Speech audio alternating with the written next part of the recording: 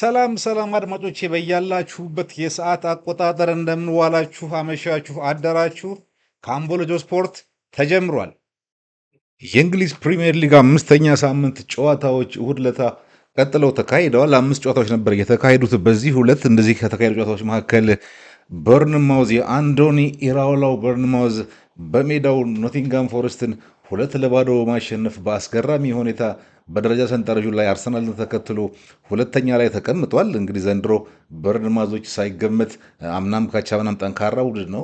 ይሄ አሰልጣኝ ከያዛቸው በኋላ ግን ዘንድሮ አሁን በ9 ጨዋታዎች ከተካሄዱ በኋላ ሁለተኛ ደረጃ ላይ መቀመጣቸው አስገራሚ ነው። ሌላው አስገራሚ እንዲሁ ሰንደርላንድ አራተኛ ላይ መቀመጡ ነው። ለማንኛውም በርንማውዝ በታቫኔር የ25ኛው ደቂቃ ጎልና በክሩፒ የ40ኛ ደቂቃው ሁለት ጎሎች ሙሉ ቁጥጥር አድርገው አሰልጣኙን አባሮ ሳንዳይችን የቀጠረውን ኖቲንግሃም ፎረስትን 2-0 አሸንፈዋል።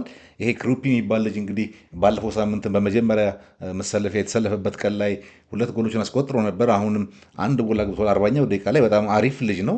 ቦርንማውዞች በዚህ ጨዋታ ላይ ሙሉ ቁጥጥር የነበራቸው ናቸው። እንደውም 2-0 ውጤት ሲያንሳቸው ነው። ስለዚህም ቦርንማውዞች አርሰናልን ተከትለው ሁለተኛ ደረጃ ላይ ተቀምጠዋል ማለት ነው። የእንግሊዝ ፕሪሚየር ሊግ የደረጃ ሰንጠረዥ ላይ ሌላኛው ጨዋታ አስቶን ቪላ በሜዳው ቪላ ፓርክ ማንቸስተር ሲቲን ያስተናገደበት ጨዋታ ነው።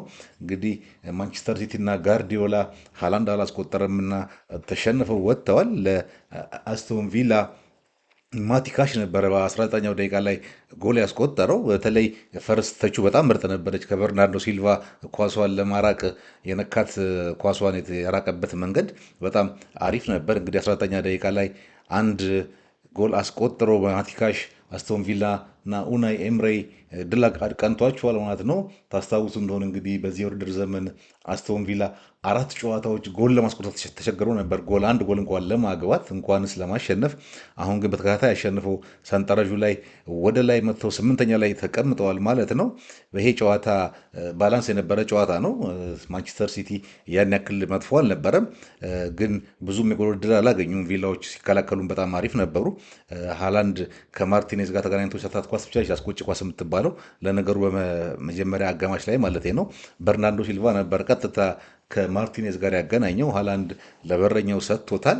ከዛ በኋላ በማንቸስተር ሲቲ በኩል የሚቆጭ አጋጣሚ ከተባለ የቪላው ተከላካይ ፓው ሁለተኛው አጋማሽ ላይ ከመስመር ላይ ያወጣባቸው ኳስ ነች። ፓው ከመስመሯ ላይ ነው ያወጣት። እንደውም ራሱ ላይ ሊገባ ሁላ የሚችል ኳስ ነበረ።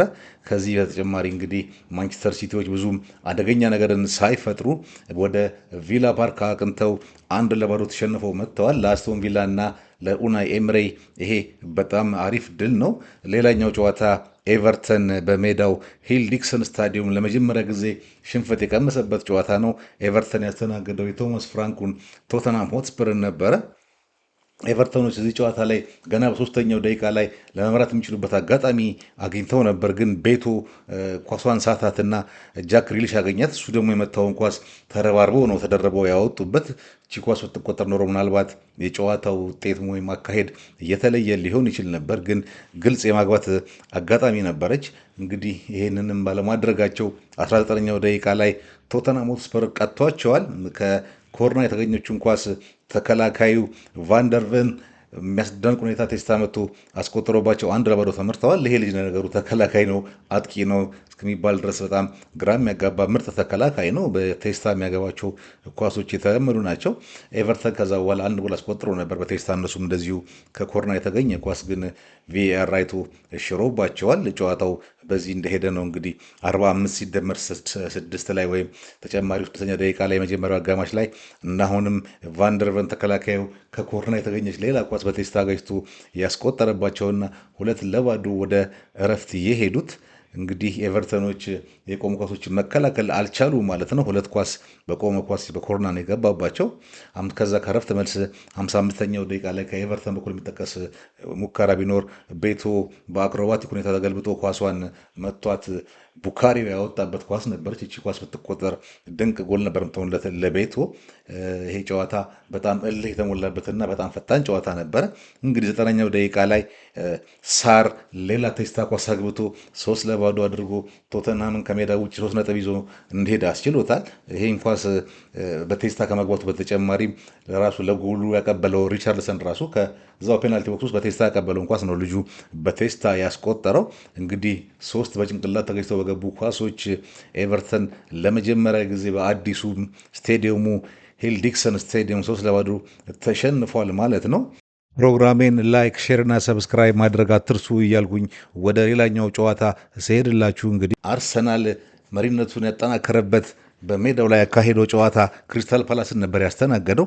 አርሰናል በዚህ ጨዋታ ላይ ሙሉ ብልጫ ነበረው። ክሪስታል ፓላስ ላይ በሙሉ ቁጥጥር ነው ጨዋታው ሙሉ የጨረሱት ማለት ይቻላል። 39ኛው ደቂቃ ላይ ኤብሪቼ ኤዜ ለአርሰናል የመጀመሪያውን ጎል አስቆጥረዋል። በራሱም በአርሰናል ማላ የመጀመሪያ ጎል ሆና ተቆጥራለታለች። ብዙም ሴሌብሬት አላደረገውም የቀድሞ ቡድኑ ላይ ስለሆነ ይሄን ጎል ያገባው። እቺ ኳስም የተገኘችው እንግዲህ እንደተለመደው ከቆመ ኳስ ነው ማለት ነው። ዴክላን ራይስ ያሻማትን ኳስ ልማደኛው ገብርኤል በቴስታ መገጫለት እና ኤዜ በድንቅ ሁኔታ ከመረብ ላይ አዋህዷታል። እንደዚሁ አርሰናሎች ከረፍት መልስ 50ኛው ደቂቃ ላይም በቴስታ የተመታ ኳስ አንግል መልሶባቸዋል። የሚያስቆጭ አጋጣሚና 2-0 ለማድረግ የሚያስችል ነበር። አርሰናል እንግዲህ ዘንድሮ ጥንካሬው በጣም የሚገርም ነው። በተለይ የተከላካይ ክፍሉ አሁን ፕሪሚየር ሊጉን ከቦርንማውዝ በ4 ነጥብ ከፍ ብሎ በ22 ነጥብ እየመራ ነው የሚገኘው።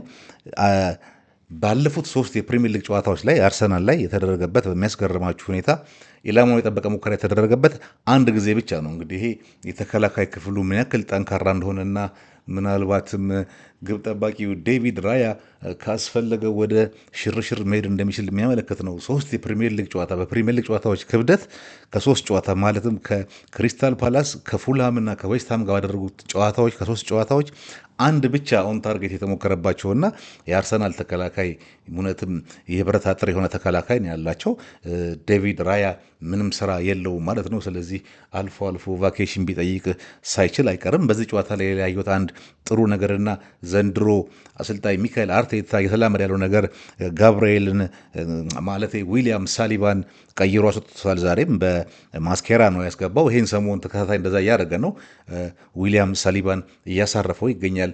አርቴታ በፊት እንደዚያ ጸባይ አልነበረውም። ዘንድሮ ግን ይሄ ልጅ በደንብ እየተከላከሉ ነው። ጨዋታ ወደ ማልቂያው አካባቢ ሲጠጋ ዛሬም ዊሊያም ሳሊባ ወጥቶ ማስኬራ ገብተዋል። ይሄን ነገሩን በጣም ወድጄ ልታሉት ተጫዋቾችን ጫና እንዳይበዛባቸው ማፈራረቅን እናም አርሰናል ይሄንን ጨዋታ በሙሉ ቁጥጥር ተጫውቶ አሸንፎ 1-0 ወደ መሪነቱን አጠናክሯል ማለት ነው። ወደ መሪነቱ መምጣት ሳይሆን መሪነቱን አጠናክሮ ቀጥሏል። በዚህ ላይ የማንቸስተር ሲቲ እና የሊቨርፑል ተቀናቃኞቹ ሆኖ ይቀርባሉ ተብሎ የጠበቁት ቡድኖች መዳከም እንግዲህ ዘንድሮ አርሰናል ዋንጫው አያልፈውም እየተባለ ነው። አርሰናል በዚህ ድንቅ መከላከሉና አሁን ደግሞ እንደምናየው ጎል ብዙ አግቢዎች ናቸው ያሉት። እንግዲህ እንትና ባያገባ እንትና ያገባል፣ ገሌ ባያገባ ገሌ ያገባል። ዛሬ ደግሞ እንግዲህ ኤዜ ነው ያገባላቸው። ስለዚህ የሲቲንና የሊቨርፑልን መንሸራተት ተከትሎ አርሰናል የዋንጫ ግስጋሴውን ቀጥሏል ማለት ነው። በስነ ልቦናም ከሁሉም ቡድኖች የተሻለ ለዋንጫ ፉክክር የተሻለ ጥንካሬ እንዳላቸው የታየበት የውድድር ዘመን ነው።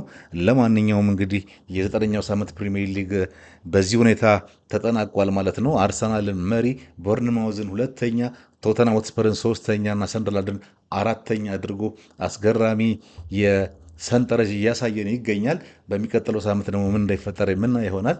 በሚቀጥለው ዘገባ እስክንገናኝ ድረስ ሰላማችሁ ይብዛልኝ። ቻው።